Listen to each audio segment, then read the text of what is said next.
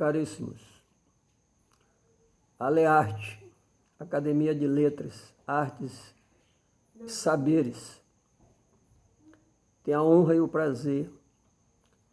de tecer algumas considerações sobre um dos seus filhos mais ilustres, nascido Temístocles da Silva Maciel Aranha, que foi professor, jornalista, político, comerciante e comendador. Na verdade, um empreendedor militante, fundador de escola e jornais, verdadeiramente um abolicionista fervoroso na vigência e na plenitude do século XIX, que tem como uma das atitudes fantásticas alforriar todos os seus escravos, já que considerava, por suas palavras literais, a escravidão um funesto erro,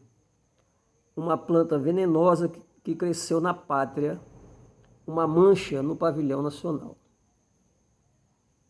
Nesse cenário, e considerando também os mais diversos feitos e atividades desenvolvidas por Temístocles Aranha, ressaltamos a sua formação sólida, a sua fervorosa defesa da cultura maranhense. Fato importante para que se ressalte a grandeza de tal maranhense. Essa atitude torna-se patente quando, em 1886, o presidente da província,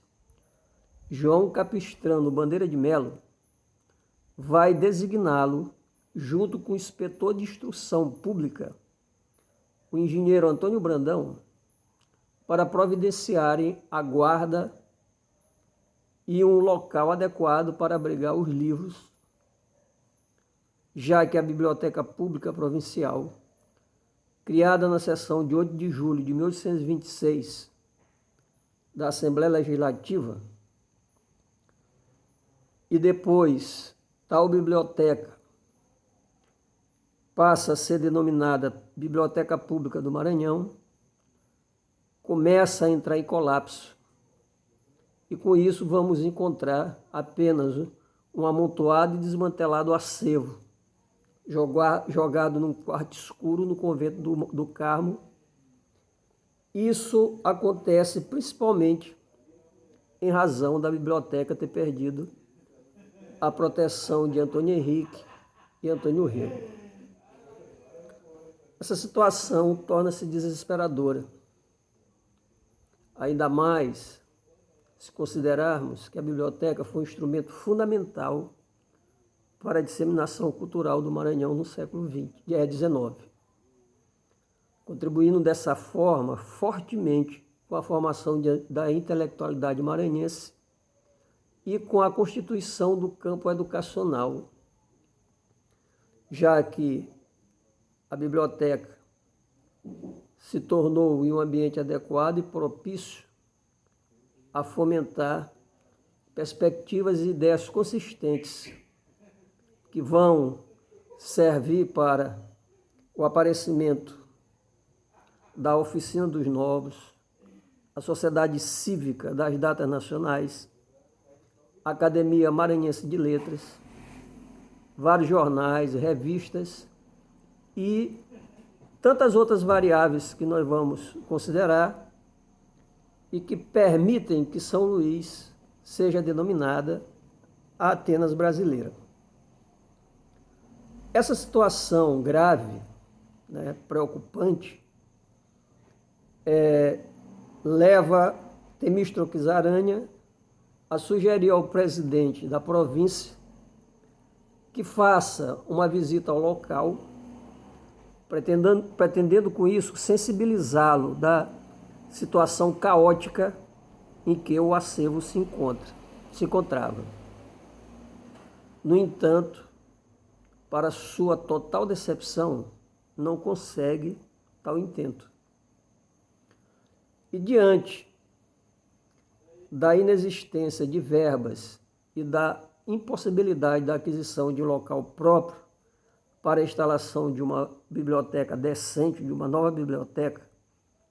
com espaço adequado, né, e que pudesse atender às demandas da sociedade maranhense,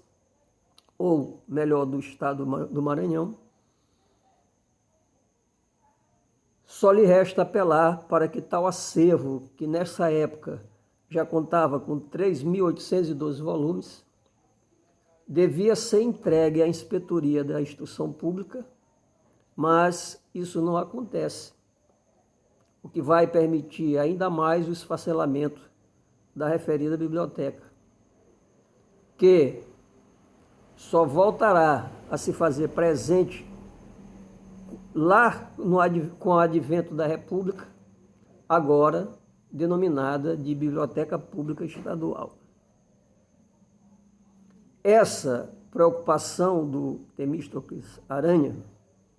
ela não é feita gratuitamente, pois, se nós o considerarmos intelectualmente, vamos encontrá-lo em um momento de mensurável efervescência política e social, o que se pode constatar nas mais diversas ocorrências, e boa parte disso foi vivenciado pelo mesmo. Então, ele tinha conhecimento, ele tinha informação, ele tinha formação, ele se preparou intelectualmente para poder defender ferrenhamente a cultura maranhense. E como exemplo do momento político-social que o nosso estado se encontrava, nosso país se encontrava, para que se tenha uma ideia de sua sólida formação, nós vamos ter a Sabinada, na Bahia, no ano do seu nascimento, a fundação do Instituto Histórico Geográfico, instituto do qual, algum tempo depois, ele vai ser membro. Também nesse período que compreende a sua vida, vamos encontrar a revolta da Balaiada no Maranhão, o golpe da maioridade de Dom Pedro II, a Revolução Liberal em São Paulo e Minas Gerais, as implicações do segundo reinado, quando Dom Pedro II anistiou os líderes da Revolução de 1842. Temos um fato histórico importante,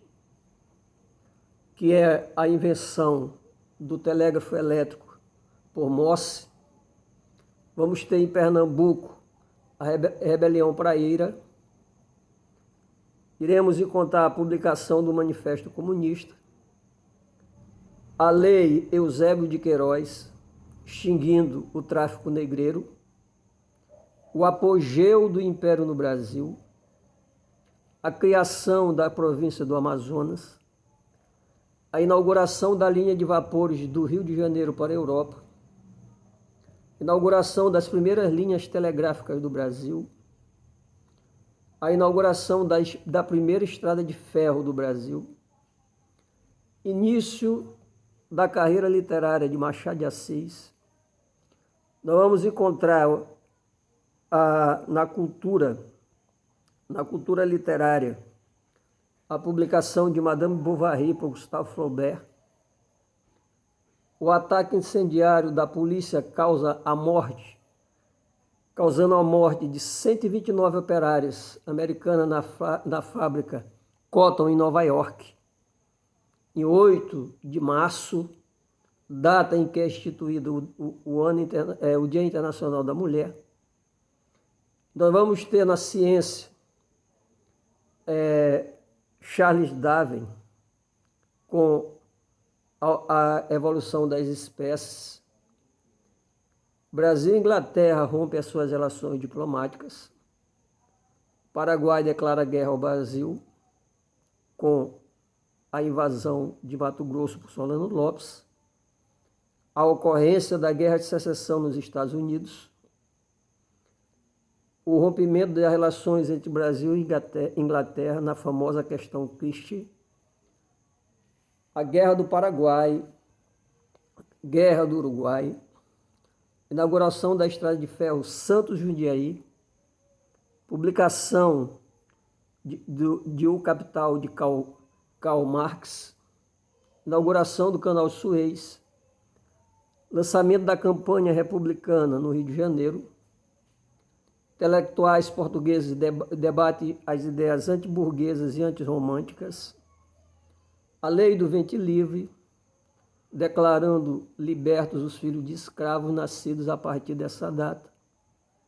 a Comuna de Paris, o primeiro congresso do Partido Republicano Paulista, o fim da questão religiosa e tantos outros fatos de suma importância para o mundo. Isto vai refletir na formação intelectual do nosso conterrâneo. E complementando ainda mais alguns fatos importantes, por exemplo, a invenção do telefone por Graham-Bell, as manifestações antirromânticas no Rio de Janeiro pelos parnasianos e o surgimento da Escola de Recife. Nesse caldeirão efervescente de fatos é que se forjou a personalidade e a cultura do Temístocles Aranha, Temístocles da Silva Maciel Aranha. E, em razão disso, é que nós podemos entender, nós podemos observar o grande valor para a nossa cultura, para a cultura maranhense, que tal autor representa. Por isso é interessante ressaltar que a sua obra contempla os mais diversos gêneros. Como exemplo, nós temos contos, crítica literária, teoria literária, história literária, crônicas, artigos de jornal, discursos, sermões, ensaios, estudos, polêmicas, literatura infanto-juvenil, memórias, antologias, periódicos, poemas, prosa poética, e aí afora outras publicações, outras manifestações culturais e literárias, o que nos dá uma amostra concreta, uma amostra rica do potencial, né, e da capacidade de tal elemento. Esperamos, com essa pequena contribuição, despertar aos nossos pares, aos nossos ouvintes, o interesse de uma pesquisa maior, mais aprofundada, que este seja apenas o pontapé inicial. Meu muito obrigado.